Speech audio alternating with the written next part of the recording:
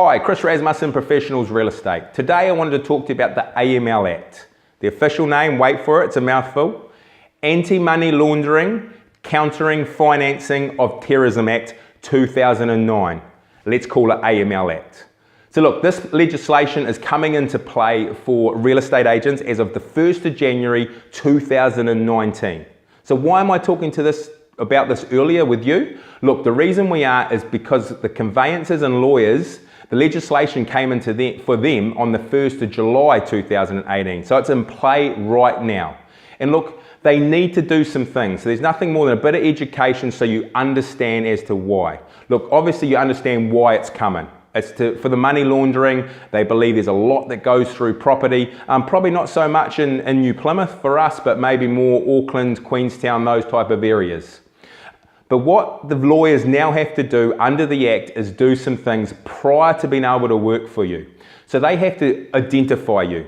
Now, even if you've known them for a long time, you might have grown up with them, whatever the case may be, done heaps of transactions, they still need to do a few things. They need to get photo ID. Now, photo ID in the way of a passport is ideal.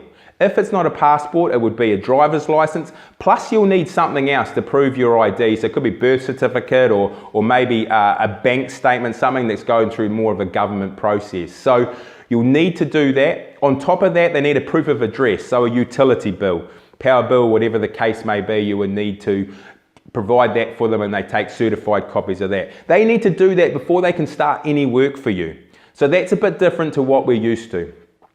Also on top of this, they've got to do, they don't have to, but they may have to ask you, where's your funds coming from? So they're trying to identify or checking in regards to where are those funds coming from. Probably not for you and I, but some people, where the funds come from could be a bit dicey. But for us, they still need to know where those funds come from. Or if you're selling, when you bought the property, where did those funds come from? So there's a lot that's coming in. It's legislation. We cannot contract out of it. So it has to be done regardless.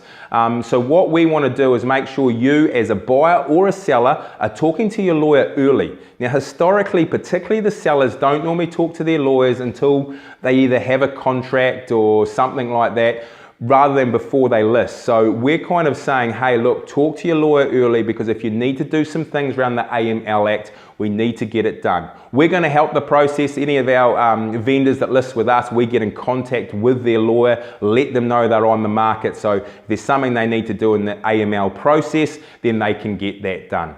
But look, our recommendation, talk to your lawyer, or look, talk to any of my team or myself. We're more than willing to help you out just to make sure we get everything in place and ensures that your transaction goes smoothly, which is what we all want. So look, until we talk again next time, you have a great day.